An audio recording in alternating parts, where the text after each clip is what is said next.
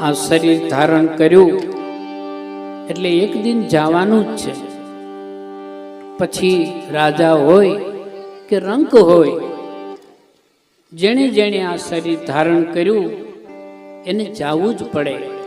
સંતોએ અમૂલ્ય શબ્દોમાં સરળ રીતે આપણને સમજાય અને આ કાયાનું મહત્વ સમજાય કે ભગવાને આવી રૂડી કાયા આપી છે તો એનો સદુપયોગ કરી લઈએ, કોકના બીજા માટે કામ આવી જાય. બિંદુ ભગતની એક રચના છે.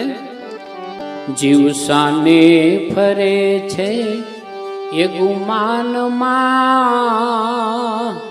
એ ગુમાનમાં તારે રહેવું પાડાના મકાનમાં. જીવ સાને ફરે છે